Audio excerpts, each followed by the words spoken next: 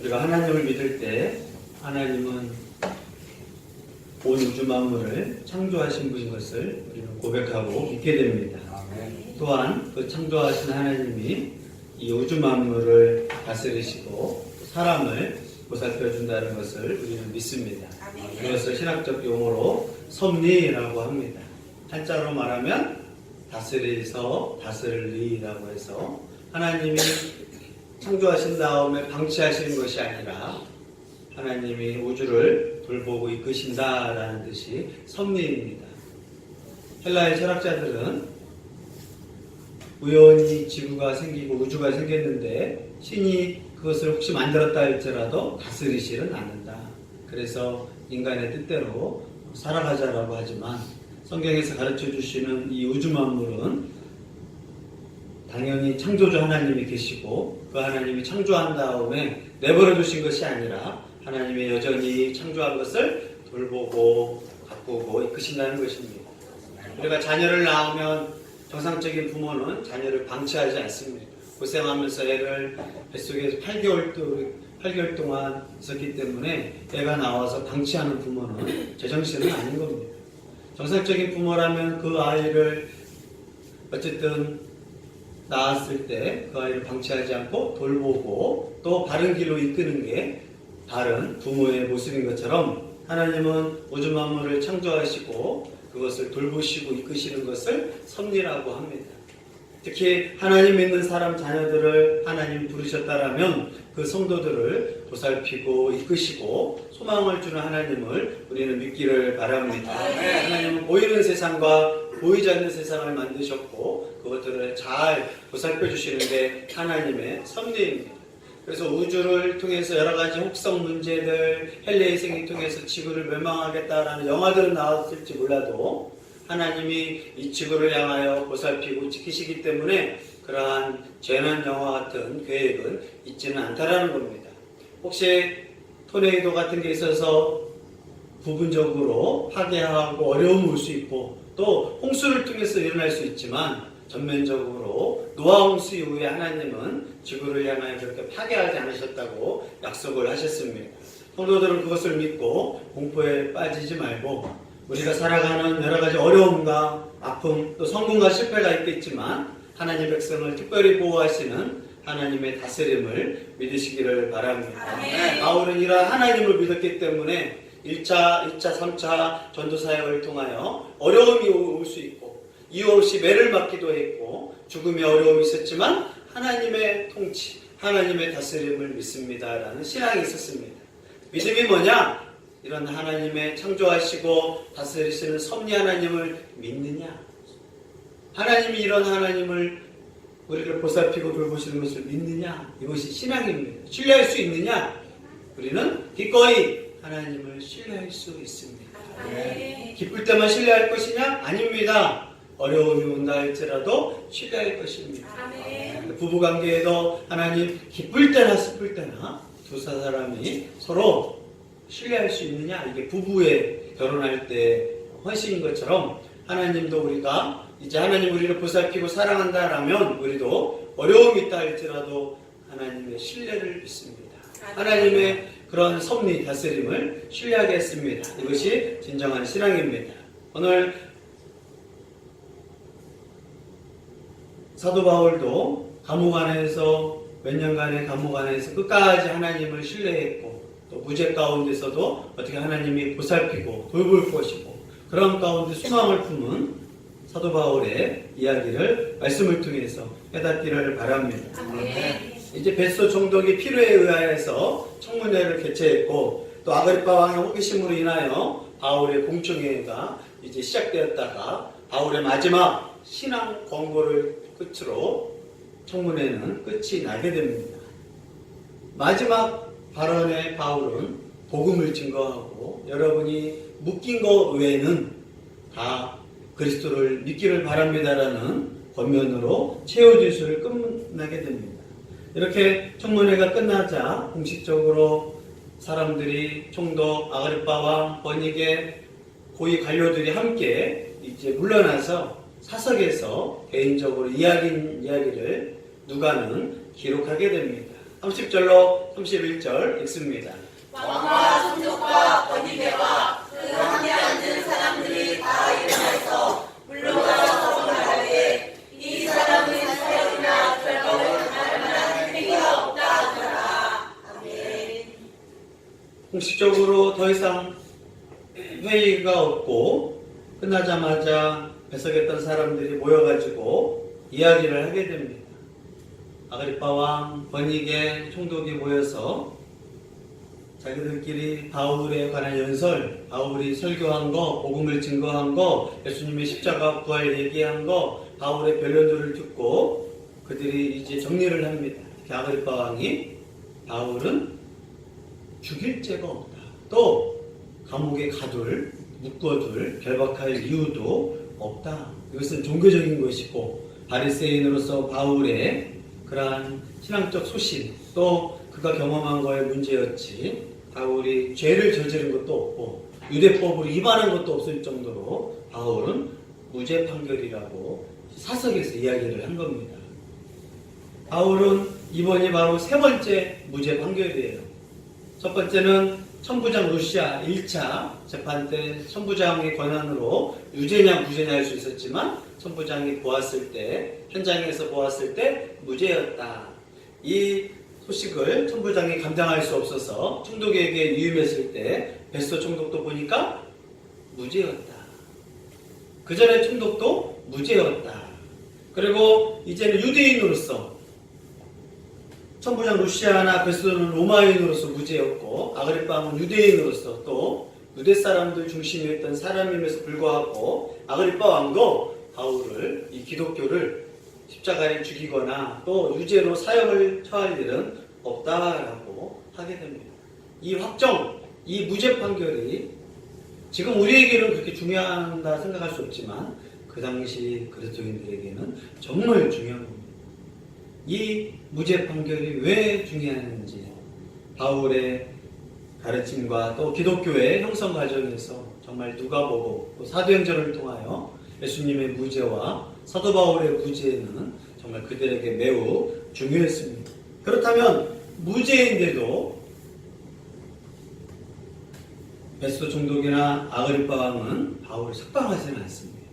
이것이 정치꾼이에요. 죄는 없지만 그들의 정치적인 영향력, 또 유대인들이 싫어할까봐 이들은 무죄인 걸 알면서도 이제 핑계를 대면서 가이사에게 상소하지 아니하였다라면 석방할 수도 있었느냐라는 정치적인 답변을 하게 됩니다. 32절 읽습니다. 이에 아그리파가 베스토에게 이르되 이 사람이 만일 가이사에게 상소하지 아니하였더라면 석방될 수 있을 바하였다 하니라. 아멘. 총독이 보고 사람들이 봤을 때 세 명이서 이제 모여있거든요. 이 세 명이서 무죄인데 석방해 주려고 했는데 가이사한테 상소하는 바람에 석방할 수 없네. 이 정치꾼들의 말은 다 믿으면 안 돼. 우리가 바울이 정말 무죄라고 했으면 왕이잖아요. 이스라엘 왕으로서 석방하시오 하면 되잖아요. 절대 그런 말 하지 않습니다. 총독도 무죄니까 석방합시다 라고 안 하는데 다 눈치만 보는 거예요. 그게 정치꾼이에요. 소신 있게 말하지 않습니다. 하나님 믿는 사람들도 마찬가지예요. 정말 소신 있게 내가 말할 수 있느냐? 의외로 하나님 믿는 사람도 정치들 소신이 없습니다. 내 이익, 또 다른 사람이 나를 어떻게 생각할까에 대해서 하나님 앞에 그렇게 소신이 없습니다. 차라리 비겁하게 변명만 하는 거예요. 가이사에게 상소 안 했으면 풀어주려고 했다. 근데 이렇게 왜, 그러면 또 바울 입장에서는 바울이 괜히 상소하려고 했나? 무죄했을 텐데 굳이 바울이 상소를 해가지고 이렇게 된다? 바울의 실수인가? 그럴 것 같아? 인간이 생각했을 때는 바울의 실수냐?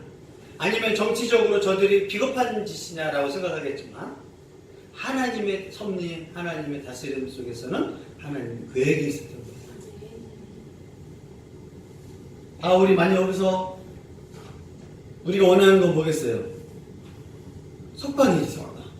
석방이 되면 좋은 일이겠어요? 하나님을 향하여 우리가 바울 선생님이 우리랑 같이 있었던 거 석방되기를 기도했겠죠. 석방되어버렸어요. 기도의 뜻대로. 그러면 바울은 죽임당합니다. 유대인들이 바울을 죽이려고 40명의 자격이 먹지도 자지도 않는다 할 정도로 바울을 죽이려고 했기 때문에 석방되는 순간 성도들과 모여서 잘 오셨습니다 하는 순간 바울이 움직일 때마다 죽이려고 암살자들이 쫓아다니는 상황이었어요. 우리가 감옥 안에 왜 하나님이 내버려 두냐? 그래서 하나님의 뜻을 우리가 함부로 판단하거나 내 뜻대로 기도하면 큰일 나요. 내 뜻대로 바울이 석방됐으면 바울은 어떻게 되는 거예요? 잠깐 얼굴 보고 바울을 죽이게 되는 거예요. 우리는 누구 뜻이 중요해요? 내 마음이 중요해야지. 내가 보고 싶은데 하나님 어떻게 가져줍니까? 당장 현실적으로 바울을 석방시켜 주세요. 그럼 시키도 있을 거야. 뭐 울부짖고 얘들아 바울 선생님 석방 안 되니까 오히려 하나님을 원망해야 되죠. 그러나 내 기도 뜻대로 되면 바울은 죽고 또 바울이 감옥 안에 있지 않음으로써 생기지 않을 빌립보서, 에베소서, 빌레몬서 이러한 성경들이 다 나올 수가 없었겠고 또 로마 가서 복음을 전할 수 없어요. 그래서 내 뜻대로 계획하고 내 뜻대로 하는 순간 인생이 꼬이고 망하고 다 어려워지는 거예요. 우리가 그래서 예수님의 기도 가르친 게 뭐예요? 내 뜻대로 마옵시고 아버지의 뜻대로 하옵소서. 우리가 하나님 믿으면서 어려움이 생기면 뭐예요? 왜 어려워요 하나님? 왜 꼭 어려워야 돼요? 불평과 원망이 나와요. 그럼 쉽게 되면 어떻게 되겠어요? 나한테 유익이 될 것 같아요? 당장 유익은 되겠지. 하지만 결국 나한테 덕도 되지 않고 유익도 되지 않고 그래서 우리가 하나님의 섭리에 대해서 하나님을 신뢰한다라면 어려움과 기쁨 혹시 감옥에 죄가 없는데도 갇혔잖아요. 죄가 없는데도 갇혔다고요. 그런데도 그걸 하나님의 뜻으로 인정해야 한다. 다 이해할 수 없었겠죠. 그렇죠? 바울이 죄가 없는데 갇혔어. 그러나 하나님의 뜻을 우리는 열어놓고 인정하는 게 믿음이라고 가르쳐주고 있습니다.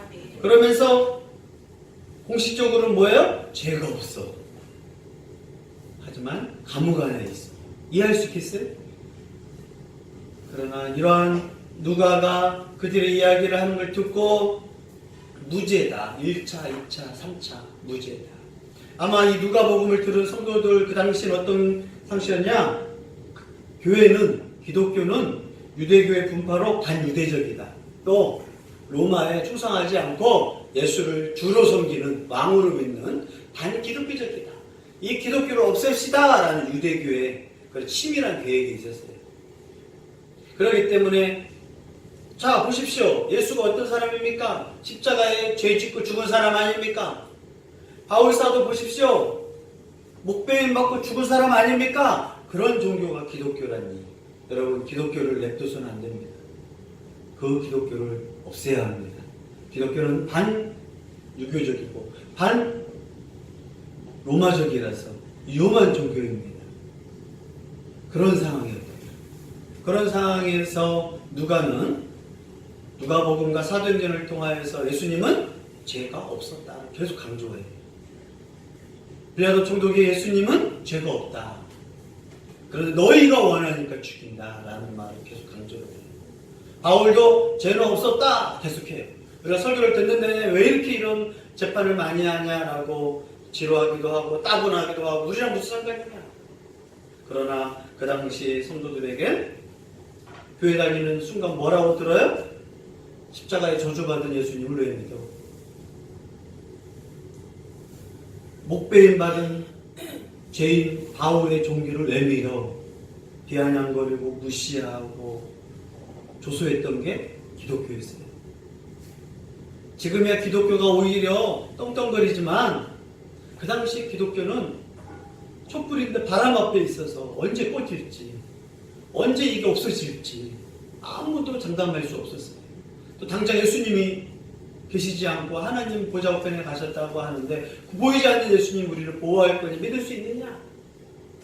그렇기 때문에 하물며 이러한 기독교가 죄인의 종교라고 해보세요.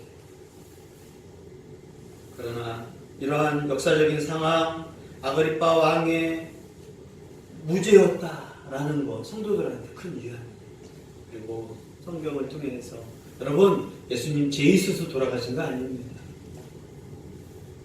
대제사장과 바리새인들, 서기관들이 작당을 하고 음모를 꾸며서 거짓 증인들을 만들어서 죄가 없었고 이에 최종적으로 빌려하던가 죄가 없음을 선포하지 않았습니까? 그게 누가복음에서 계속 강조를 해요. 여러분, 바울 죄가 있었어요? 아니었습니다.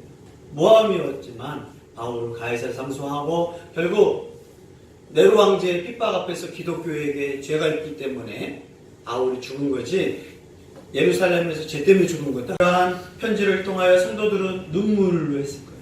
우리가 믿는 하나님, 우리가 믿는 예수님, 우리가 믿는 바울 선생님을 따르는 그 말씀들이 결국 죄가 없었구나, 억울하게 돌아가셨구나.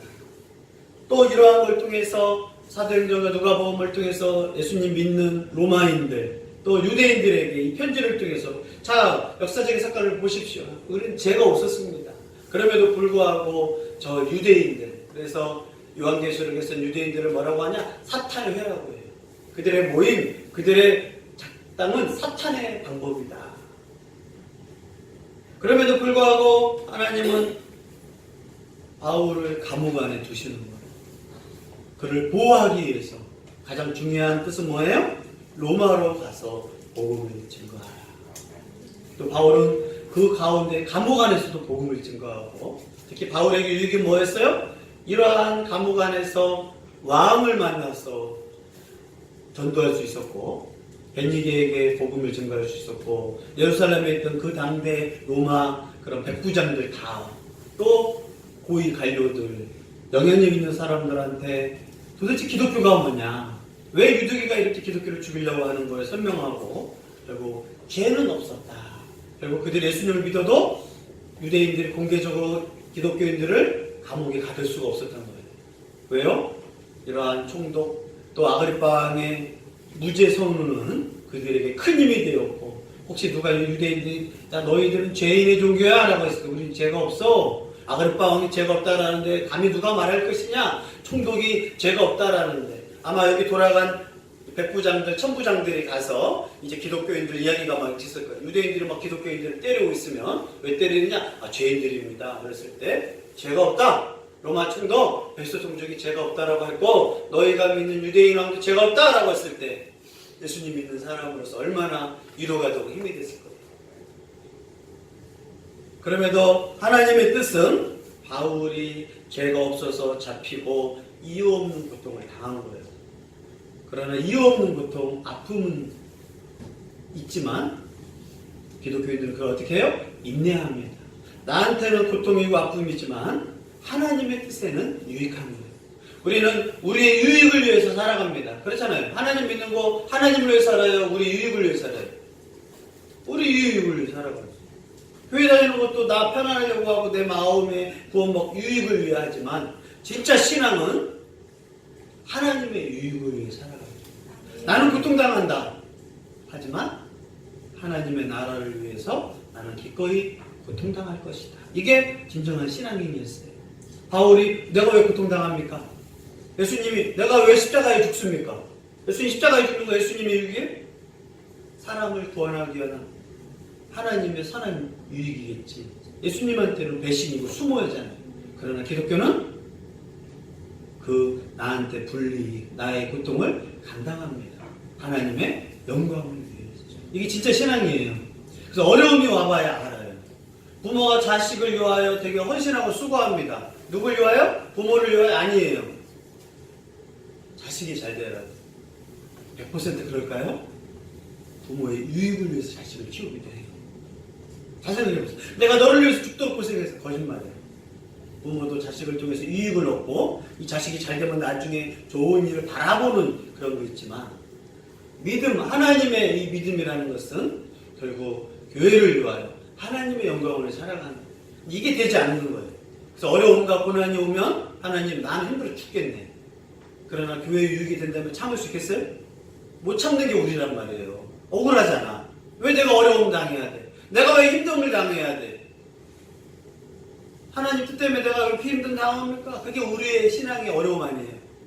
내가 교회 때문에, 하나님 때문에 이렇게 욕먹어야 돼? 어려워야 돼? 그게 우리의 신앙 없는 모습 중에 하나라는 거예요. 그러나 바울 또 성경의 인물들은 기꺼이 주를 향하여 하나님의 영광을 위하여 이유 없는 고통을 당했습니다. 스데반도 이유 없는 고통과 죽임까지 당하면서도 하나님의 나라를 위해서 했어요. 바울에게 고통했지만 교회에게 큰 유익이었고, 또 바울은 그걸 불평하지 않았어요. 그 감옥 안에서 오히려 복음을 증거했어요. 가이사에게 상고한 게 실수처럼 보여요. 사람들은 왜 상고를 했냐. 그러나 그 실수가 아니라 하나님의 뜻으로 오히려 바울을 보호하려고 한 거예요. 내게 어려움이 찾아왔다, 질병이 찾아왔다, 아픔이 찾아왔다. 하나님이 나를 지켜주시고 나를 겸손하게 하고 나를 소망 가운데서 인도하시는 하나님의 계획이란 말이에요. 내 뜻대로 잘 돼봤어요. 우리는 교만해지고 하나님 무시하게 됩니다. 그래서 우리가 신앙인들은 어려움 가운데서도 묵묵히 인내하고 고난과 어려움을 당하는 거예요. 믿음이 없어질 땐 카타콤의 성도들, 왜 예수님의 제자들 그렇게 십자가에 죽고 고난당하고 목배임 당하고 왜 이렇게 무능력하게 죽느냐? 하나님의 뜻은 그 십자가의 죽음이 하나님의 방법이었어요. 조선에 들어왔던 초기의 선교사들 다 죽었어요. 다 죽었어. 죽으러 왔어. 죽으면서도 찬양했어. 이해할 수 있어요? 이해 못하지. 초기의 선교사들은 쉽게 말해서 미국의 유명한 대학들 나온 꿈 있는 사람들이에요. 그 나라에서도 인정받는 사람이 미개한 조선에 와서 뒷거에 와서 죽는 거예요. 성경책 줬다고 죽어버려요. 그러나 인간의 눈으로 보면 실패한 인생이지만 왜 고난당하고 그렇게 어이없이 죽느냐. 그렇게 공부 열심히 해가지고 미국에서 똥덩어리로 살 수 있는 사람들이 한국에 온 거거든요. 그러나 그들의 죽음, 그들의 순교의 피가 조선을 기독교의 나라로 바꾼 겁니다. 우리의 헌신, 우리의 수고가 무익한 것 같지만 하나님의 뜻 가운데서는 유익으로 바꾸시는 게 하나님의 은혜예요. 그래서 우리가 하나님 잘 믿는다는 건 고난 가운데도 하나님의 뜻으로 믿고 하나님의 섭리, 하나님의 돌봄을 믿습니다. 죽어도 그래서 기독교인들은 죽어도 하나님께 영광을 돌려요. 왜 영광 돌리겠어요? 내 죽음이 하나님 교회에 유익이 되고 내 어려움이 하나님께 영광이 되니까. 사적으로 잡혀 있는데 우리 같으면 도망가고 와 비명 지르고 죽는데 그들은 찬양하면서 죽어요. 왜 그렇게 죽겠어요? 내가 죽지만 사람들이 그 나의 죽음을 보고 예수님을 믿는 거예요. 그래서 기독교는 로마에서도 그렇고 한국에서도 그렇고 중국에서도 그렇고 일본에서도 그렇고 예수님 믿는 사람을 사람들이 죽이는데 그들의 모습을 보고 기독교를 개종한 거예요. 왜? 그들의 죽음을 보니까 우리 죽을 때 어떻게 죽겠어요? 사형수들 어떻게 죽냐고 물어보면 억울하대. 억울하지. 자기 죽을 죄를 안 지었대. 예수님 믿는 사람은 죄 지어서 죽은 거 아니에요. 복음 때문에 죽었어요. 그런데 억울하다고 안 해. 아멘 마라나타 주여 내가 주의 얼굴을 배우리다. 저들은 저들의 죄를 알지 못합니다. 그게 기독교가 싹 튀었던 이유예요. 그 기독교는 순교의 종교예요. 로마에서 그렇게 많이 죽기 때문에 로마가 기독교가 된 거고 조선의 기독교인들을 그렇게 많이 죽여서 조선이 복음의 나라가 된 거고 일본에서도 중국에서도 영국에서도 미국에서도 근데 왜 그 비결이 뭐냐? 하나님의 섭리를 듣는 거예요. 나는 죽고 예수님이 사십시오. 나는 망하고 하나님이 영광을 받으십시오. 이게 기독교의 순수한 고배로운 믿음이에요. 이 믿음이 여러분에게 있기를 바랍니다. 이게 있으면 진짜 믿음이에요. 그러나 좋은 거 있을 때 하나님 감사합니다. 고쳐주셔서 감사합니다. 공부 잘하기 위해서 감사합니다. 돈 주셔서 감사합니다. 어려움이 오고 찾아오고 이해할 수 없는 게 왔을 때 보면 원망하고 불평한 건 아직 순전한 믿음. 하나님 원하는 믿음 아니에요. 세상적으로 이익 따져가면서 내가 소리하고 어쩌고 이거 하는 사람은 아직 진짜 순수한 믿음은 아니에요. 이 모든 이 손해, 분리, 고통, 이유 없는 죄, 하물며 죽음까지 할지라도 하나님의 돌봄, 하나님의 뜻이라면 나는 죽어도 하나님께 감사하겠습니다. 이게 진짜 기독교의 생명의 믿음이에요. 그래서 세례를 받는다는 것은 이러한 각오가 되었는 거예요. 십자가를 위해서 죽을 준비가 되었습니까? 라는 뜻이에요. 그래서 세례는 아무나 안 받았어요. 그러니까 현대 기독교인들이 왜 무능력하고 왜 그러느냐? 어려움이 오면 주를 배신하지. 교회 때문이라고 그러고 하나님 때문이라고 하지. 자기가 희생하지 않습니다. 그것은 가짜 세례의 의미예요. 그래서 초대교회의 이 신앙, 죽음을 두고도 하나님께 믿을 수 있어요. 오히려 죽음을 준비하는 종교가 기독교예요. 죽음을 준비하는 종교. 잘 죽기 위해서 준비하는 종교가 기독교였어요. 살려고 하는 종교가 아니었어요. 어떻게 하면 잘 죽을까? 어떻게 하면 하나님께 영광을 돌리고 죽었을까? 이게 초대교회 신앙이었어요. 지금은 예수님 믿으면서 어떻게 하면 잘 살까? 어떻게 하면 누릴까? 어떻게 하면 내가 행복할까? 어떻게 하면 사람들한테 잘한 척할까? 어떻게 하면 사람들한테 교만하고 사람들한테 칭찬을 받으며 살까? 이게 기독교 바뀌어버렸어요. 그러나 원래 기독교는 어떻게 하면 죽을까? 어떻게 하면 잘 죽을까? 어떻게 하면 하나님께 영광 돌리고 죽을까? 완전 틀리죠? 잘 생각해보세요. 우리가 하나님 믿으면서 잘 살려고 해요? 잘 죽으려고 해요? 생각이 틀리지. 왜 살아요? 내 기쁨, 내 엔조이, 내 자존심, 내 뜻대로 사는 거지. 하나님의 영광을 위해서 어떻게 죽을까?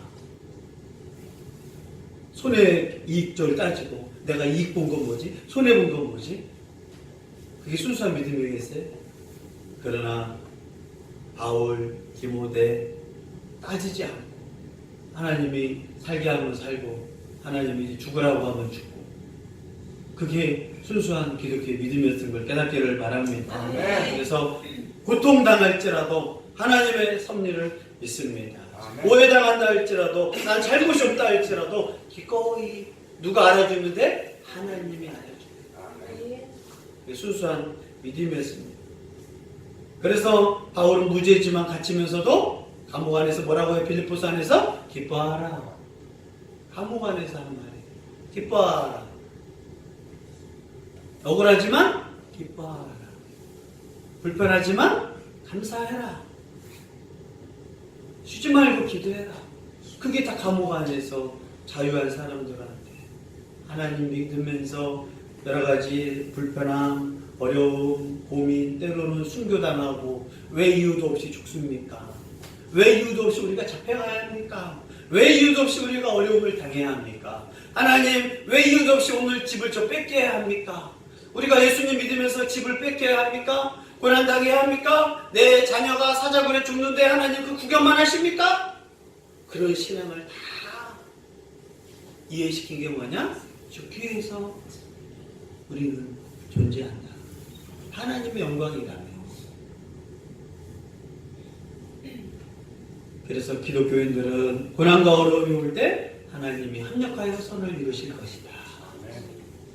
내가 어려움 당하지만 하나님이 이 어려움을 통하여 합력하여 선을 당할 것이다. 인간으로 살아가는 게 아니에요.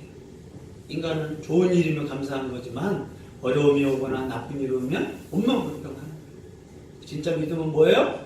어려움이 와도 하나님이 합력하여 선을 이루겠구나. 장애를 가진 사람이 뭐라고 말하겠어요? 하나님은 공평하십니다. 내 장애를 통하여 하나님께 영광이 되기를 바랍니다. 그게 기독교의 믿음이에요. 우리가 장애 당하면 어떻게 하겠어요? 원망하고 불평하겠지. 자살해버릴 거야 하지만 진짜 믿음은 내 장애를 통하여 하나님께 영광 돌리겠습니다. 집이 불타버렸어. 하나님을 저주하고 그게 아니라 이 집이 불타버렸지만 하나님께 합력하여 선을 이룰 것입니다. 사고, 어려움, 아픔. 그래서 가짜 기독교랑 진짜 기독교랑 아예 수준이 틀린 거예요. 생각부터가. 우리 행복한 교회 성도들이 진짜 기독교로 알기를 바랍니다. 아멘. 가짜 엉터리 번영시나 잘되면 아멘 좋은 것만 하는 것은 성경에 나오지 않아요. 마가복음 어떻게 하면 제자들이 잘 죽을 거냐, 배신하지 않을 거냐, 히브리서 핍박 가운데서 도망가지 않을 거고 배신하지 않을 거고 진짜 예수님을 믿을 거냐? 성경에서 계속 가르치는 것은 핍박당할 준비가 되었느냐, 집을 빼앗길 준비가 되었느냐, 예수님을 위하여 죽을 준비가 되었느냐, 고난당할 준비가 되었느냐, 억울하게 또 어떻게 해요? 우리가 믿는 예수님이 어떻게 죽으셨어요? 억울하게 누명 쓰고 배신당하고 이유 없이 고난당하고 십자가에 죽은 우리 주인이 그렇다고요. 우리 주인이 황제가 아니잖아요. 우리 주인이 말을 타고 번영과 그런 주인이 아니라 우리 주인이 누구라고요? 예수님이신데 손해보고 죽임당하고 구원하기 위하여 이유 없는 고난. 그래서 그래요. 근데 우리는 우리 주인이신 예수님은 그렇게 할지라 나는 못합니다. 그건 종이 아니잖아요. 누굴 잘 만나야 돼? 주인을 잘 만나야지. 황제의 주인은 대우받잖아요. 대통령 비서실장 하면 대우받아. 하지만 우리는 예수님을 주인입니다 라고 하는 순간 주인 따라가는 거예요. 바울도 그런 예수님을 믿었고 디모데도 믿었어요. 그게 구원의 길, 영생의 길, 제자의 길이라고 하죠. 죽을 준비 되셨습니까? 잘 죽을 준비를 해야 합니다. 하나님 앞에서 내 죽음이 유익되도록 조용히 죽는 것도 안 돼요. 내 죽음이 다른 사람에게 복음이 진 것 같아요. 끝까지 안 믿었는데 그 사람 죽음을 보고 와 진짜 예수님이 있나 봐. 내가 죽는 걸 보고 사람들이 믿어. 왜? 사람은 죽을 때 진짜잖아요. 돈 하고 죽잖아. 억울하다 하고 죽어요. 응?